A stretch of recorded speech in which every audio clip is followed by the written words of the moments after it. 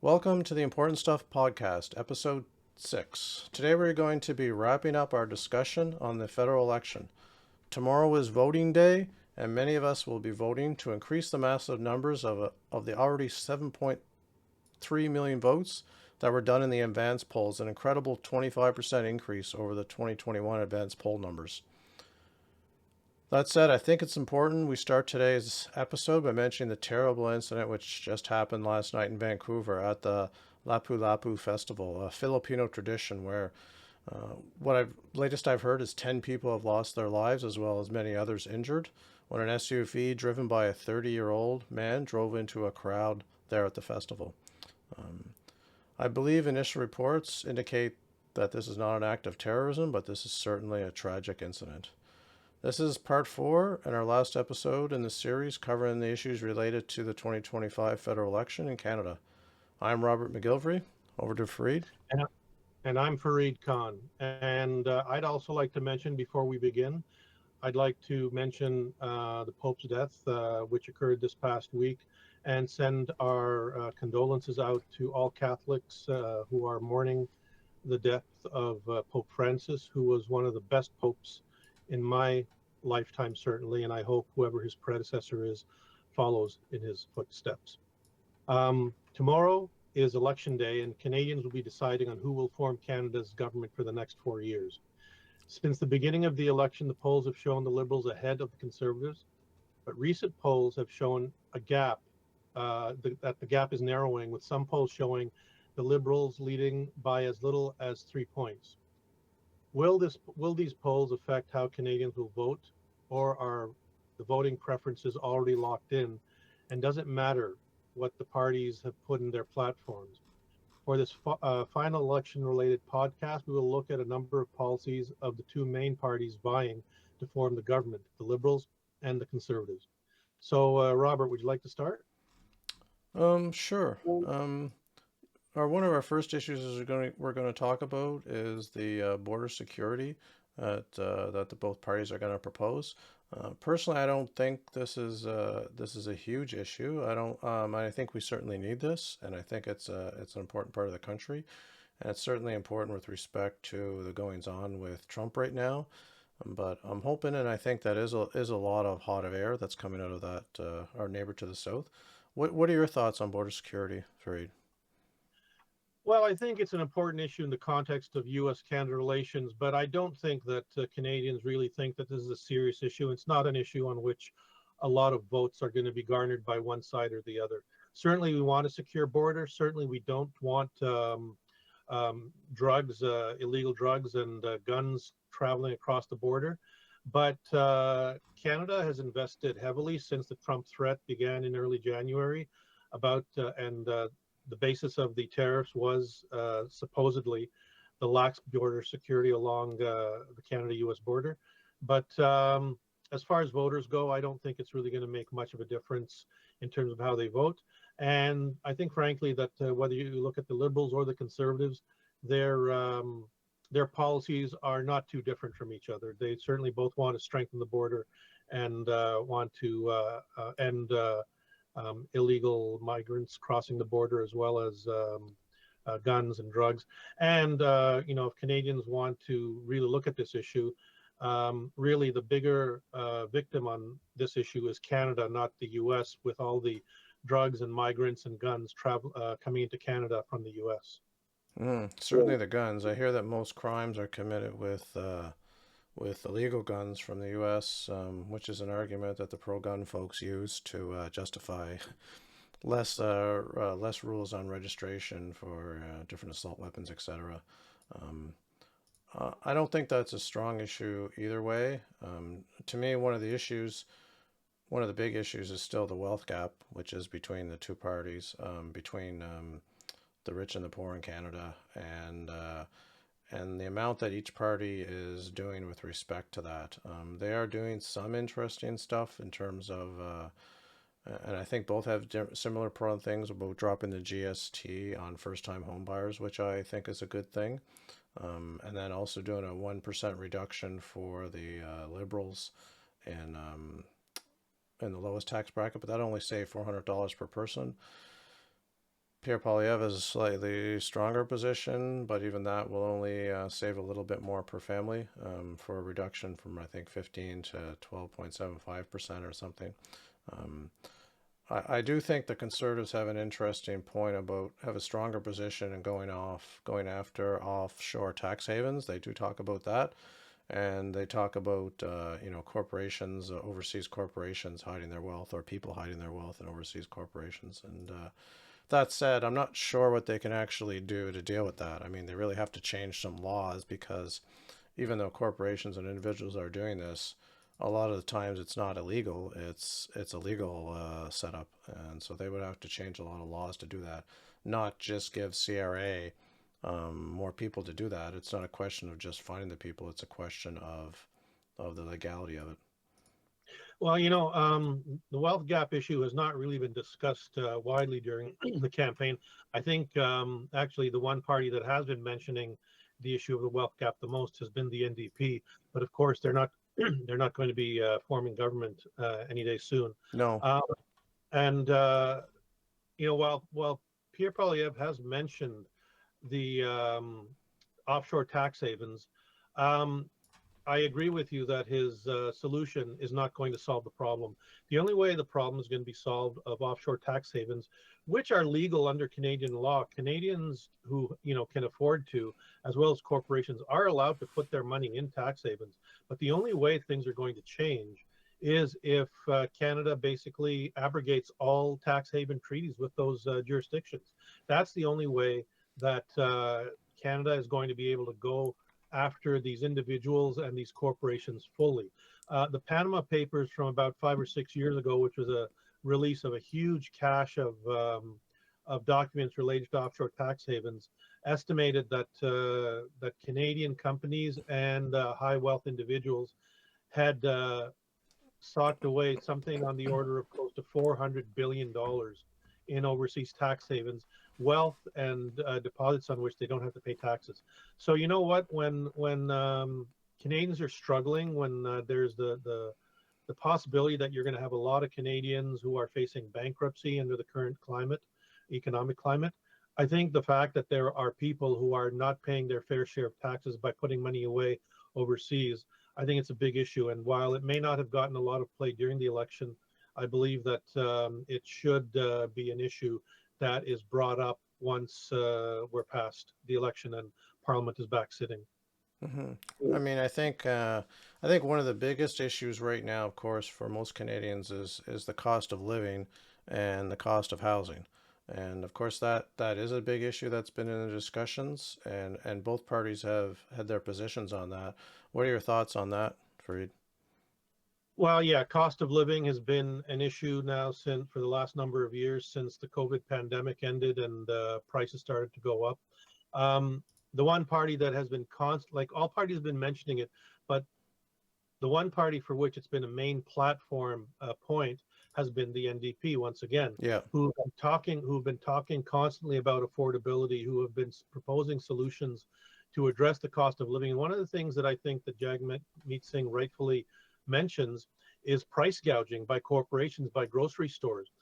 There was a story just last week where it came out that Canadian grocery stores might be hiking up prices on Canadian goods, which now Canadians are turning Mm. to try and support Canada during this tariff crisis. Yeah. So like this is a really serious issue, and I think that whatever happens to the NDP tomorrow, I think that this issue is one that will stick. And whoever might be in the House from the NDP, even if they don't have party status, I think they're still going to be harping on this issue because it's one that I think that all Canadians can relate to. I just saw a story yesterday which said that possibly a third of Canadians are just a paycheck away from being homeless, whether they rent or whether they own. And so affordability and cost of living and housing costs are going to continue. And the solutions that the Liberals and the Conservatives have presented, they are positive steps, but they're not going to solve the problem anytime soon. No, I feel like the minimal measures to help out cost of living, like putting an extra $400 in the family's pocket, or putting an extra $800 that maybe of Poilievre's thing in the family's pocket, is not going to help them at all buy a house that they can, $1 million house or a $700,000 house or whatever you. Um, I do think, I'm hoping, I don't know, I'll see how it plays out, but the Home Build Canada, or Build Homes Canada, whatever it's Yeah. called, um, I do like that idea of building tons of affordable homes in Canada. I think that will really alleviate the issue for low income Canadians. But we'll see if that plays out. That's a big endeavor, and that takes some really guts. And if the Liberals win tomorrow, will Carney stick behind that promise and really deliver homes, and not just slow progress? He's got to be pumping out, tens of thousands of homes a year almost. So, or if not more. So, I mean, you're talking huge numbers here. So, are they going to be able to do that? I'll believe it when I see it. Yeah, well, same here. His goal, according to what I saw in the news and the platform, was to double housing starts across the country. And when you're talking about affordable housing, it's not just low-income people who can't afford to buy a home No, you're or right. to rent, Yeah. It's like the average person, the average middle-class person. And people have to remember that the vast majority of residences in this country are not owned homes; they are rentals.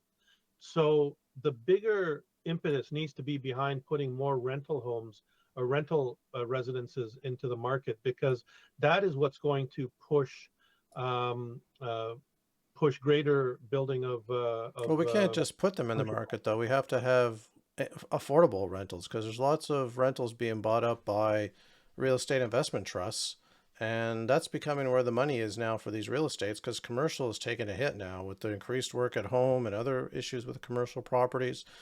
I think they're all going to take a hit. And I walk around my local mall, and there's 12 empty stores in it now, which means the real estate people are not making a lot of money, I suspect, right now. Maybe they are, I don't know, but they're not Well, making you their know what? money in commercial real estate, right? So Yeah, I'm not really concerned about people who are in the real estate business. I'm not You know, they can concerned, make but what they mean is they're going to be stealing those rental properties and hiking up the rents as much as possible. Well, I think one of the things that needs to be one of the aspects of this housing policy that needs to be discussed is to make sure that these homes stay in, they're not snapped up by any sort of rental investment groups, and that Yeah, they stay in the market as individuals. One of the things that I've always wondered, particularly when public lands are used to build homes, is why is that public land sold off to the private sector? It's land that's owned by the public. yeah, So you know what? If you're going to build housing on public lands, keep the land, the ground on which yeah. the homes are built, keep that in public hands. Put in a 100-year sort of policy where after 100 years maybe that these homes could be sold into the private market. But until then, the government would have control over the amount of money that or the level at which homes could be sold. Because I I'm sorry. actually think you'd have to constantly churn them over going in the private market, because I think in the past when they create these low-income housing areas and they stay that way, they tend to create ghettos, because you get people that move in there that are lower income, or whatever, and they have a risk of becoming a ghetto. So I think it's important that you build these homes and then you churn them over in 20 years, where they're no longer rentals. You allow people to take pride of ownership, etc. So there needs to be a method, and so you're constantly building more affordable homes and churning these homes over to sort of to allow people to buy into them. So I think that way you get pride of ownership, and you get better, and you won't build ghettos, etc. Well, I mean, there could be rent to own programs for some of Yeah, these homes. The thing is that the rental market is still the major market for housing in this country, regardless of which province you're in. There's not a single province in the country, to my knowledge, yeah. that has a majority of residences that are ownership as opposed to rental. So rental has to be a critical aspect of this, and it needs to be done in a way that you don't end up, creating these low-income ghettos. And as I said, it's not just low-income people. Like the lower income segments of society have never been able to afford to buy homes. They've always depended on rental housing. Well, I just Uh, Googled it, and it says 68% of Canadians live in owner-occupied homes right now. Sorry, how So much? 68%. Seriously, I thought it was lower than that. I thought it Yeah, was but reversed. that's um, Newfoundland and Labrador had the highest rate of 75. I'm going by Copilot here, so I'm not looking at a site. I'm just using Copilot, see what they're saying. Um, Okay, well, I'm surprised to see yeah, that figure. But, I can understand places like Nova Scotia and yeah, Newfoundland and the smaller provinces having higher home ownership rates, given that, frankly, their housing costs have traditionally been lower.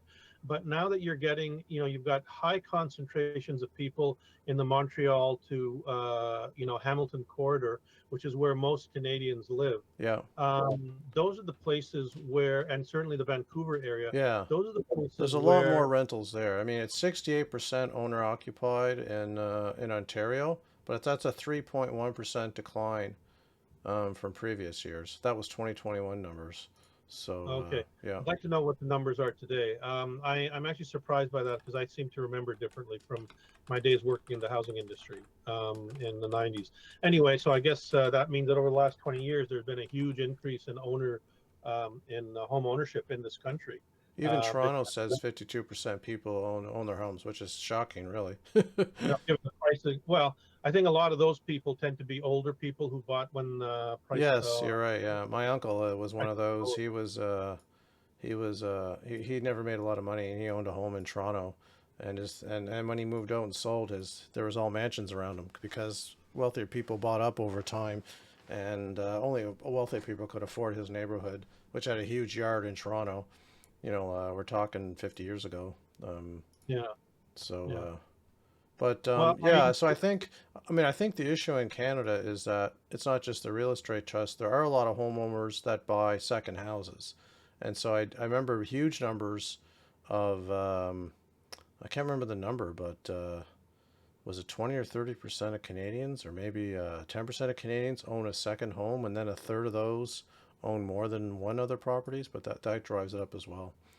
yeah. But to me, it's like you can make more affordable housing and you can sort of add certain benefits like cutting taxes or whatever. But unless you're addressing the wealth gap, because when I look at Poilievre's solution, he's not promising to build homes. He's promised to build houses. He's promising to give incentives to municipalities to get away red tape, to do this, to do that, which may Yeah. help build more homes, but it's homes and status quo. It means realtors are going to build more homes. You cut their taxes, Builders, yeah. they may not pass that on to people, so they're just going to mean more profit for them, possibly. I mean, home prices might come down a little bit, but I'm thinking if a realtor's saving 15%, he's keeping 10 and passing 5 on to the owners, right? Like they're not getting most of that savings. That's going to be the developers. So that's not in any way going to address the wealth inequality issue. Like you're just going to keep getting worse if the most richest people in the country keep getting richer and richer, unless you have taxes or social programs or a higher minimum wage to address that, to force that income redistribution, it's not going to happen. It's going to keep getting worse. And like neither party I noticed talked about changing the minimum wage at all. I mean, that's mainly a provincial jurisdiction, but there is a federal minimum wage for federally regulated employees. But they could certainly work with the provinces to push for a higher minimum wage across Canada, which would actually do a huge amount to naturally switch the wealth inequality from. I mean, I think it's probably the best. I mean, there's a lot of, and there's, I've looked at a lot of studies in the US on the advantages of increasing the minimum wage, and economists were split 50-50 on that. Some think it doesn't work, but there's lots of studies that showed the society readjusts quite quickly to that higher minimum wage. So I don't see either party doing that, which I always find very discouraging. Yeah. Well, you know what? I think between the Liberals and the Conservatives, I prefer the Liberal option. Their Build Canada Homes Yeah, proposal. I mean, in addition to eliminating GST for first-time home buyers, they're also want to create what essentially would be a crown corporation that would act as a developer to construct affordable homes across Canada. They've also committed 25 billion in debt financing and 1 billion equity financing to quote unquote innovative Canadian prefabricated home builders. And I think that's one of the solutions to to this housing crisis. It's not to build homes the traditional way, where they pour a foundation, they build a framework around it, and Yeah. put up the bricks and finish it. What they need to do is basically build homes in factories. So, for example, Yeah, container the homes. prefab homes and the Yeah, container yeah, homes and the prefab modular homes, homes, and yeah, there's modular lots of homes. stuff that they can really pump out homes quickly, much Yeah. more cost effectively. And no, I think that's a great idea. Well, there's a video which I'm going to share that shows a 10-story apartment block going up within a matter of days using prefabricated modules, and which includes balconies, modern interiors. Maybe we can share that here, Robert. We specialize in R&D, manufacturing and construction of green intelligent space products based on digital supply chain. More than 90% of the production process is completed via the factory intelligent integration. Produce a house in the way of making a car. The house construction can be completed in just one day. Build a house in the way of building blocks. This will crack the labor shortage problem. We apply UHPC new materials and new technology of BroadBox. The construction process reduces carbon emissions by 91.5% compared to traditional methods. Make buildings mobile and reusable. This will give buildings the ability to protect the environment. We provide high-quality living spaces around the world, 5 to 7 times stronger than that of regular concrete. The lifespan is over 100 years. It boasts insulation and thermal performance, 6 times superior to that of traditional buildings. This will help humankind's live in warm and safe spaces. Yeah, that's interesting. Yeah. Yeah, and show people that here's how things can be done if we really wanted to try. Um, the option is between the traditional way, where one of the other factors is we have a lot of shortages in the skilled trades required to build those homes, which makes it obviously more difficult to increase home building compared to building a factory that actually puts out modular homes, and then they are shipped wherever they're needed. A project like that, or a plan like that, means you could have home factories, let's say in places like southern Ontario, southern Quebec, one in the Atlantic provinces, and a couple out west, that would be churning out homes, which would then be shipped by rail or by truck to places where there is land that's provided, that has been provided with the in-ground infrastructure, where then they can just go and they can plop these homes down, and people can be living in them in short order. I think that's the solution, because the traditional way of building homes, which is the way it's been done forever, has certainly not provided the number of homes that people need to live in across the country. No, it's true. Yeah. Yeah. The other thing that I think we want to mention, and this, of course, relates to the tariffs. Of course, we know that Donald Trump has put tariffs on Canadian goods, and in fact has launched a tariff war on countries around the world.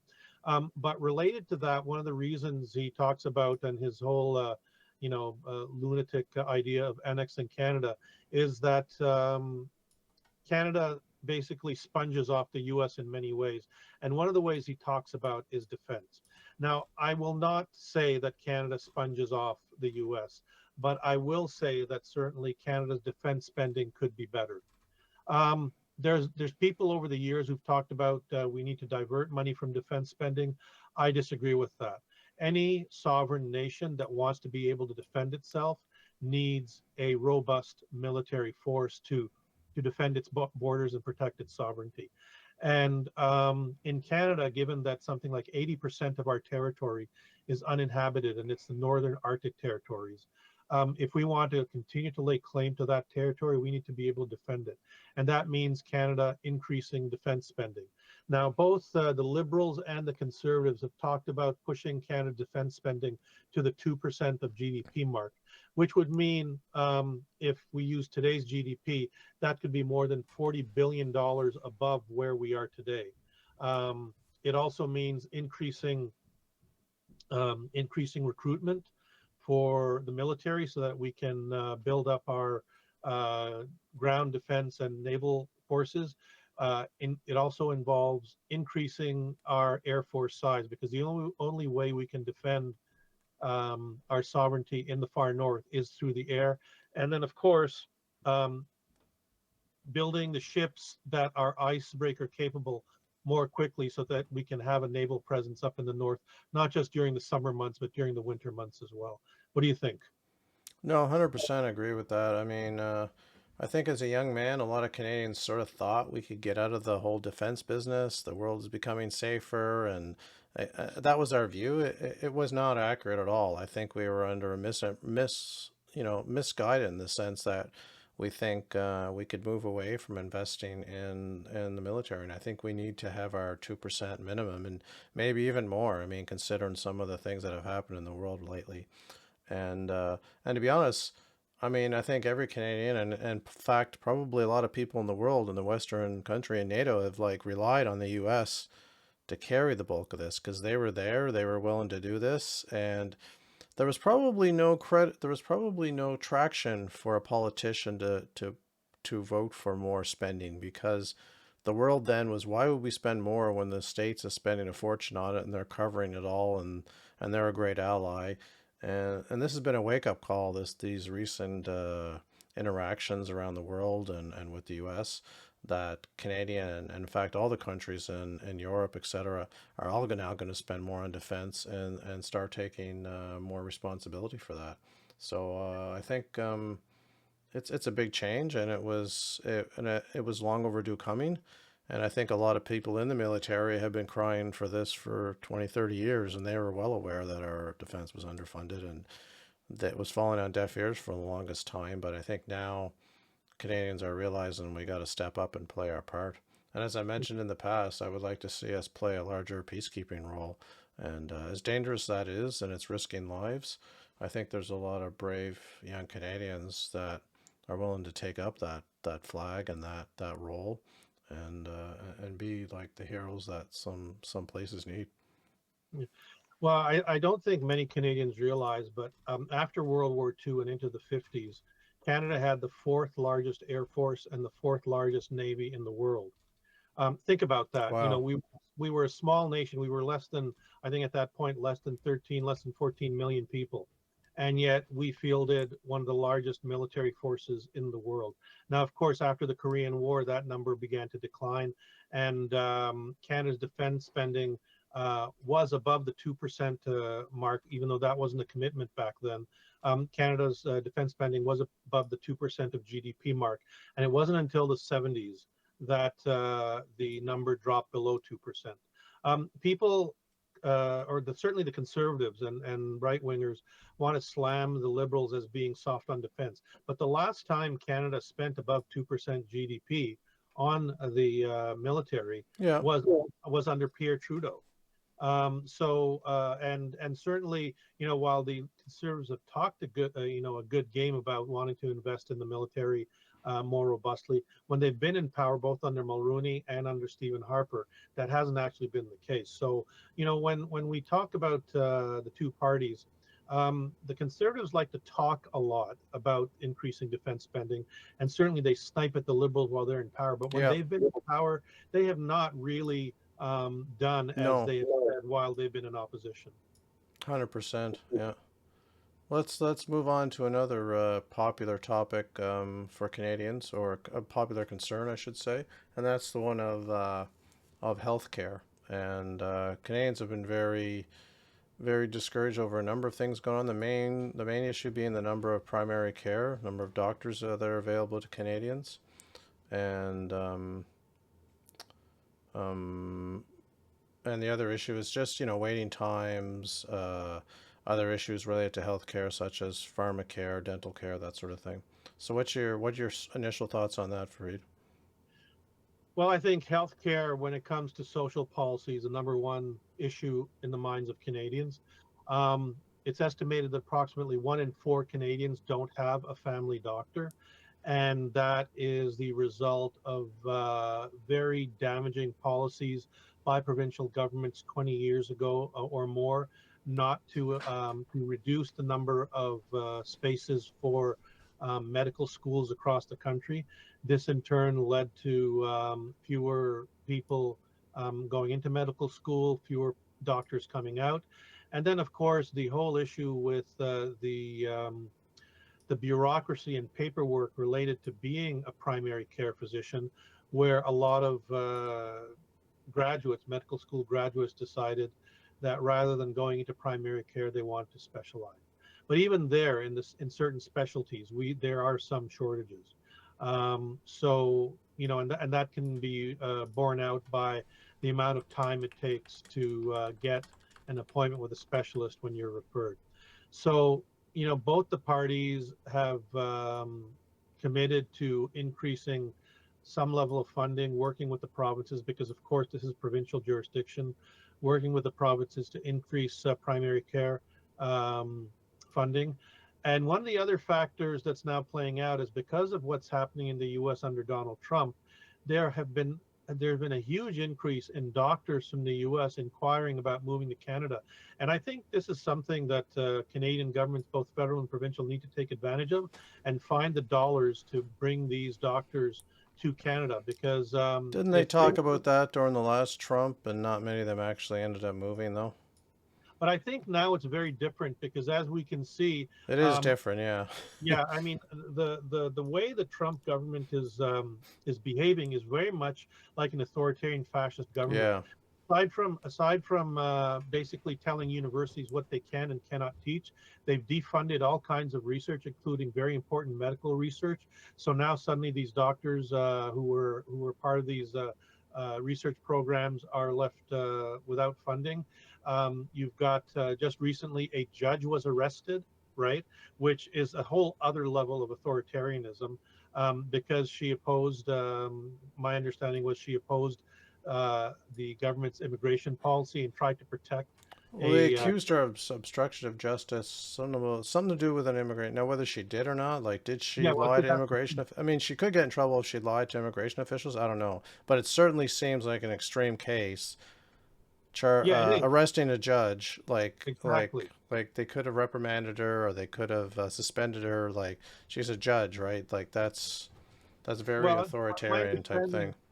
My understanding about the judicial process, and I think it's similar in Canada, is that basically if there's a suspicion of malfeasance on the part of a judge, then you basically go to the judicial council or whatever it is, where you file a complaint, and it is they who have the authority to suspend the judge, not the government, which is, because of course there's a separation between the judicial and the government branches. Anyway, with that sort of thing happening in the US, there's a lot of people, including doctors and researchers and academics, who are looking at leaving the US and moving elsewhere. And of course, given that they speak the same language and we have similar societies and cultures, yeah, they're looking at moving to Canada. And so I think Canada needs to really, when the government is elected and back in power, whoever, well, I'm assuming it's going to be the Liberals if polls hold, but whoever is in government, they should make a very serious effort to try and recruit these medical professionals into the country so that they can address at least some of the healthcare shortage when it comes to primary care. I mean, I did see something in the Liberal platform about fast tracking or streamlining the process for foreign doctors to get certified in Canada, which has been a problem in the past, a very broad bureaucratic process, which sort of ties into another one of the things the Liberals are pushing. I don't know if it's in the Conservatives at all, is the free trade and have a single certification across Canada for stuff like nurses and doctors. Like having to recertify from province to province in Canada, considering how similar our school systems is and a common health care, etc. Having people like a nurse having to certify from one province to the other is just ridiculous. So getting rid of that tax, not tax, but that cost, that overhead burden, which ultimately a tax be in a way, because it's it's costing them to retrain or to remanage those people. Yeah, I'm just looking at the comparison of the Liberal and the Conservative platform, and here's some of the main points for the Liberals. So of course they want to expand eligibility for dental care to include coverage for those 18 to 64. For pharmacare, they have committed to keeping what's in place and ensuring coverage for diabetes medication and contraception. Yeah. In addition, they have in their platform, they've announced 52 million in funding for projects across the country through the Foreign Credential Recognition Program, which would allow internationally trained professionals to get jobs in healthcare. They also say that they'll commit 4 billion to construct and renovate community healthcare infrastructure, and they promise to make permanent reproductive healthcare fund and invest in postpartum maternal health research. The Conservatives, what they're talking about. One other thing, the Liberals also promised to build more schools, medical schools for doctors as well. Or health, well, obviously that would be through the provinces, but I think that's obviously another good initiative. But that doesn't happen overnight. That will take some time. No, that will take time, exactly. Yeah. So until that happens, what they should be doing is actually helping provinces fund more spaces in medical schools. Yeah.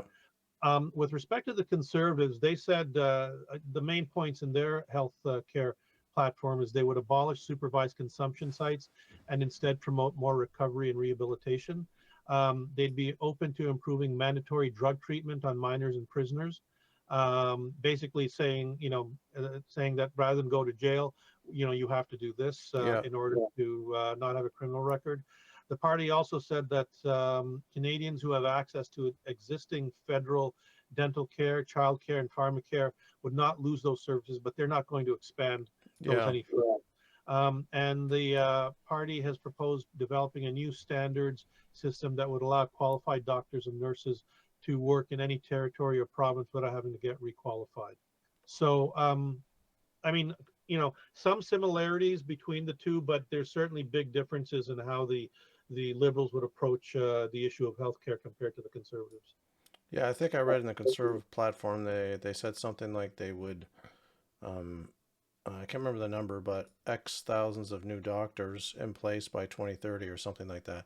Very much broader, unclearly defined objectives I found in the Conservative platform, but which is fine if they deliver on it, but it's not a good indicator that they have a clear plan for how they're going to accomplish these goals. Where I found much more detail in the Liberal plan versus the Conservative plan, and a lot of the Conservative stuff actually came out fairly recently, so they were even broader before that, where the Liberals have been sort of expanding, providing more and more details as they went along. One of the things that I find really, like surprising about the Conservative platform is that Pierre Poilievre has been campaigning for almost 3 years as leader of the Conservative Party. You'd think they would have had a platform, all prepared and ready to go from day one. But it seems like they threw it together at the very last minute. And they were depending, of course, on Trudeau being the Liberal leader and, basically using the axe to tax and, campaign against Trudeau model. Yeah. And suddenly, we're in an election and they have nothing prepared. I mean, that really does not tell me that they are a party that is ready to govern. If, for 3 years they've been campaigning against the Liberals, but they haven't even put together a campaign platform. Well, whereas the Conservative, and I saw their campaign platform on their website from like a year ago, and it was nothing in it. It was like there was a few pages in it, but there was no real opinions on it. And it seemed their whole platform was right out of the U.S. Republican playbook. Axe the tax, cut taxes, tough on crime, secure the border. I mean, it sounds like Trump talking there. So they had the exact same playbook, and and it was working up until their Trump model suddenly turned on Canada. I mean, had Trump just went after Panama and Greenland and China and talked about a few tariffs on every country, but not targeted Canada, not talked about annexing Canada, we may be looking at a very different situation in Canada right now. So I think I hate to thank Trump for what he did, but he may have actually killed Poilievre's, and I think he's been a lot quieter on the Canadian election since he became probably very aware that his connection with Poilievre is hurting Poilievre's position, because he said afterward, oh, I don't care about Poilievre, I don't even like him, blah blah blah. And you're thinking, This is a guy who loves Putin. He loves Orban. Let's say someone who's very, let's say, Authoritarian. authoritarian. Yes, he likes those sort of people, and and um, and so it's unbelievable that he would change his sort of position on that just with respect to Canada right now. But who knows? Maybe he didn't really care. I could also see him probably not really caring what goes on in Canada too. That's quite believable. Except Well, that he he was, wants to annex us. yeah, well, he was quiet after the phone call with Carney at the end of March. He And was, yeah. I noticed that I really noticed that. But then this past week, he suddenly piped up again about annexing Canada and Canada being the 51st state and the only, it only works as the 51st state. And I think that when he piped up about that again, I think that caught the attention of Canadians who had sort of let that fade into the back of their minds. But then with that, I suddenly think that people might be thinking twice. Now, with about 75% of eligible voters still able to vote because 25% had voted advance polls, which is a huge number. Yeah. Election day is tomorrow. Polls close at I'm not sure if it's the exact same time, but there's a 12-hour period during which polls are open in every time zone. I think we'll start hearing results come in Eastern and Central time. Atlantic and Central time, Eastern and Central time, around 9 p.m. And we'll start seeing how things are going to go. I think your point you made in a previous podcast where it's pretty close, and I've also heard that you've also mentioned that it's difficult. I don't know if you or someone else that mentioned that it's difficult for young to poll accurately among young voters, and I fear it, but there's always a chance that we could suddenly get a surprise. So it'll be interesting to see how it plays out. Well, that's the thing about polling. I wrote a blog piece recently where I talked about what if the polls are wrong? What Yeah. if, when it comes down to election day, people don't vote the way they have been telling the pollsters? Now, we've seen examples of polling being very wrong recently. Even in our own Canadian election in 2015, when the election started out, it was a race between the Conservatives and the NDP. And had it been a shorter election, it was very possible that the NDP could have formed government. But some point after the halfway mark, because it was a very long election, because I think it was about 50 days or somewhere around there. It was a very long election. Somewhere around the halfway mark, the polls slowly started to shift.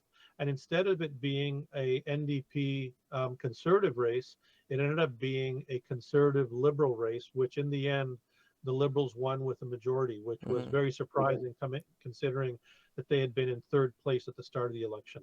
Another example of polls being wrong was during the 2016 U.S. presidential election, Yeah. where every poll showed Hillary Clinton ahead, but then Donald Trump ended up winning. Yeah. And it was the same case with the Brexit polling, which showed that the Leave people who wanted to leave the European Union were behind in the polls, but then when it came down to it, they actually won. So, that's my thinking about, could the polls be wrong? And of course, now that the gap between the Conservatives and the Liberals has closed to within a few points, you don't know, because that's within the margin of error. And, when people go into the ballot box, will they vote their conscience, or will the threat of Trump and a possible Poilievre victory cause many Canadians to say, look, I don't want, I want Canada to be strong against Trump, and I don't want a Poilievre government? Then, the polls, the party that they have to vote for is the Liberals. So, Okay. I'm not going to call it. I'm going to say it's too close to call. Okay, let's listen to this little clip from the debate that happened a little over a week ago, and then we can chat quickly about that. We have our top secret security clearance. I got mine within 3 weeks. It wasn't hard, but I felt it was important that I had it so I could be in a position to be informed about that dangerous world and take decisions at. And Mr. Poilievre, it is now 950 days, if my numbers are right, since you've had the opportunity to get your top secret security clearance, and you've refused. Why? Well, first of all, I have got my security clearance when I was a minister. I got top secret clearance at the time, so there's no problem getting that.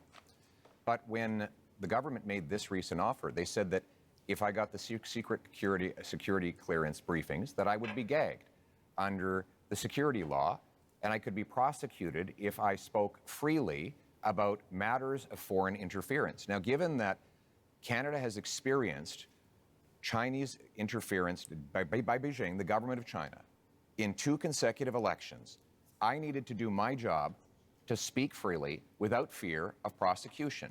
And that was not something I would be allowed to do. Even Thomas Mulcair, the former leader of the NDP, said that when he was the leader of the opposition, he never would have accepted the kind of gag order that your government and Mr. Trudeau's government was attempting to impose on me. Okay. There was a clip from the debate. What are your thoughts on PP's, let's call them, decision to not get a security clearance? What do you think? What is he up to there? Is he a legitimate complaint? Is it not? What are your thoughts?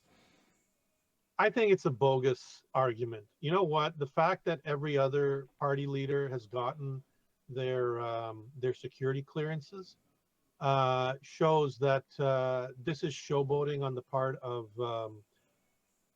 Pierre Poilievre, and frankly, I think it's irresponsible on his part not to get the security clearance, not to have all the knowledge that is available about the actual threat that's out there. But the Because thing how is, why wouldn't he want this information to help him take shots at Trudeau? What's going on in his head? Exactly. Yeah. You know, why is that? Because frankly, He's got I a think, strategy there. Like, he's got to have something that he's thinking about.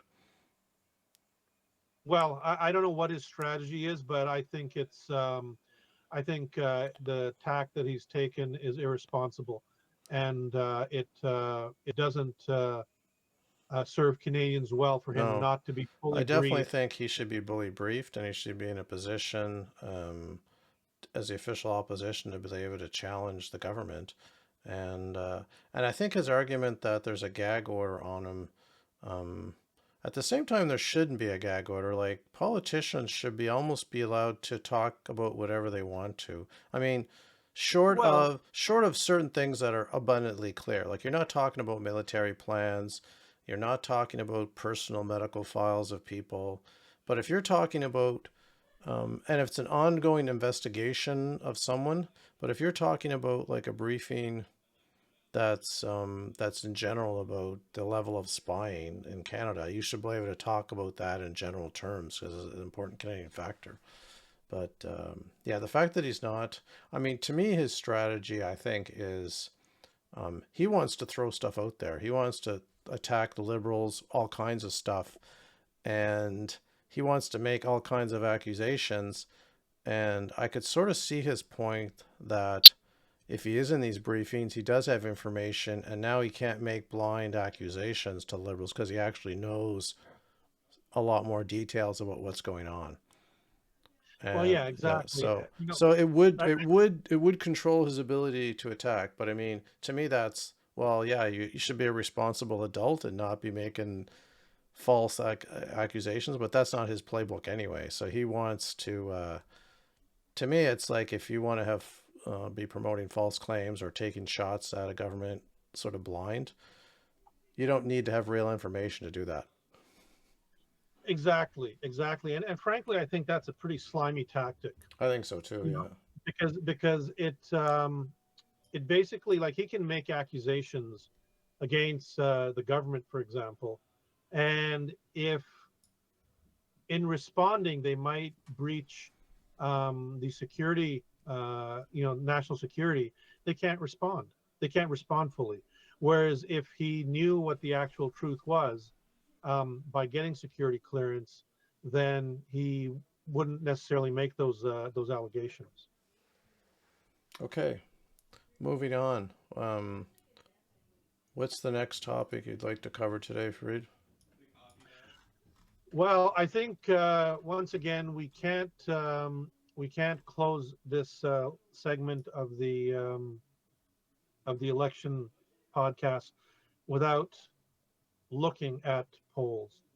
The last polls that I looked at showed the Liberals at close to 50% voter support in Ontario, and similarly in the 40% range in Quebec. Now, those two provinces hold the bulk of seats, and if you can carry those two provinces, then essentially, you're a shoo-in for forming government. In the 2015 election, if people recall, the election night, when the results started coming in, election night began with the Liberals sweeping the Atlantic provinces. Now, I'm not sure if the Liberals are going to be sweeping the Atlantic provinces this time, but they're certainly going to get the vast majority of votes. And if you pull those three together, Atlantic Canada, Quebec, and Ontario, and the seats that they win there, then essentially that's a done deal that the Liberals will form government. Whether it becomes a majority government or not depends on how certain races play out, because there are a lot of close races happening across the country. The two races, of course, that I'll be most interested in are, of course, the seat for Jagmeet Singh and the seat for Pierre Poilievre, where Yes. where it seems that the polls show that Singh might not win his seat, and that there's a very real possibility that Pierre Poilievre might also not be able to win his seat. His riding had the highest voter turnout of any riding in the country for advanced polls. Wow. Now, My I'm not cousin is in riding, and he's like, he's promoting get out there and vote against PP. It's funny. And my cousin used to be conservative at one point many years ago, and that shows you how they've lost some of their base over time. Well, I saw a story where conservative candidates were interviewed in certain ridings in different parts of the country, and they said that one of the things that keeps coming up at the door is that voters say, we'd vote for you, but we don't like your leader. Mm, So, whereas before Trudeau left, they were willing to vote for him regardless. I guess their disdain for Trudeau was greater than their disdain for him. With Trudeau gone, with a new leader, yeah. it's a totally different game. And now they can look at the Liberals, if they were thinking of voting Liberal before, but weren't going to. They can look at the Liberals and vote with the way they were going to, or with their conscience. So, but as I said, when it comes to people walking into that polling booth, we have no idea what they're going to say.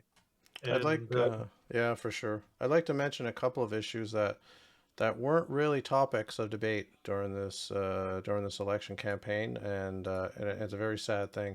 One of them is climate change. Neither the Liberals nor the Conservatives have set any really strong, concrete climate goals.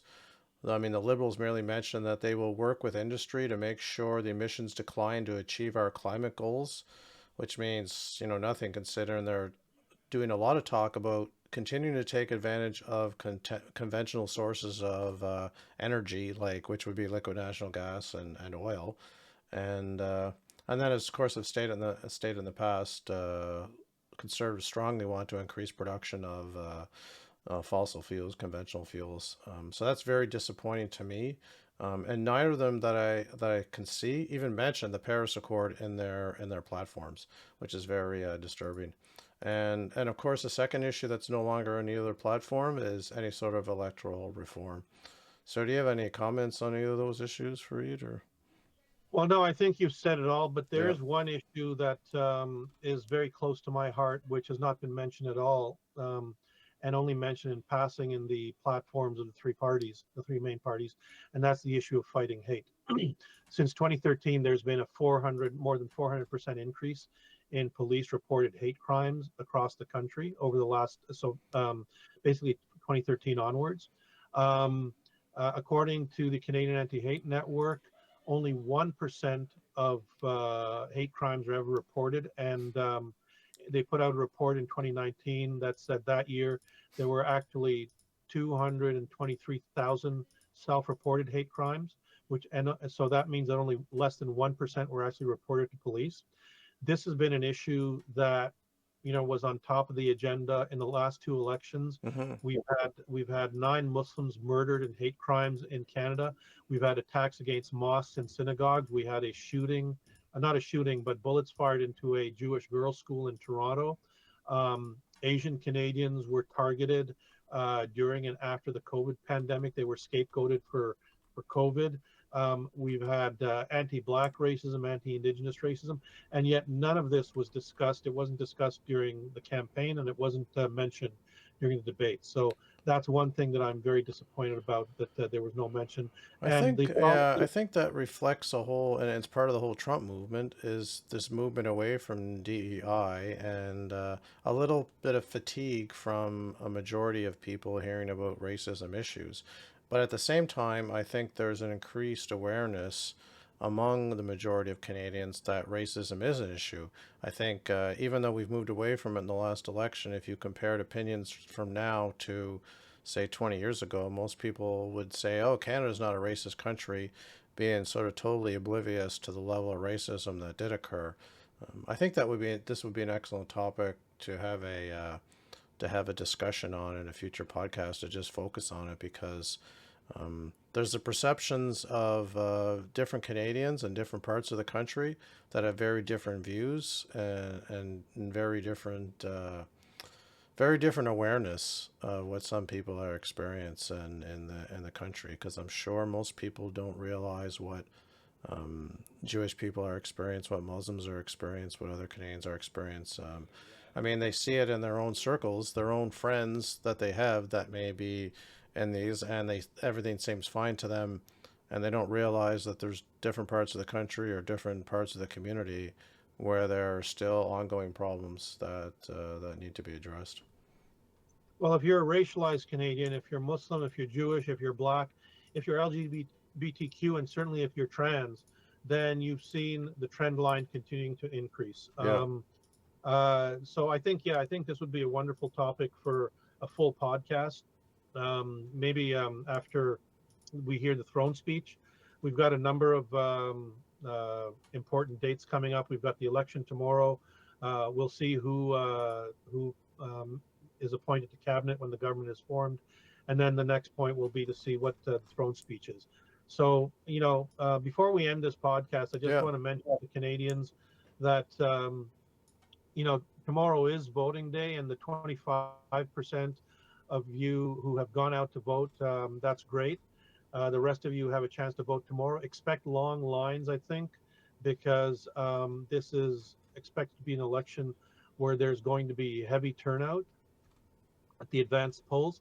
It's a historic election. I think that there's been no election in my lifetime, in my view, that is as important as this one. And now all we can do is wait for the outcome tomorrow night and see where things go. So that's it for me. Robert, do you want to take us to the end? Yep, I don't have any wrapping comments. I think we covered a lot of topics there. There's still a lot more we could have covered, but we've come to time. So note that, folks, that you can find our podcast on most podcast providers, on Podbean, and on our site yinsights.org/podcasts. The music in this podcast is Trials by Bladen. Thank you for listening, and see you later in the week.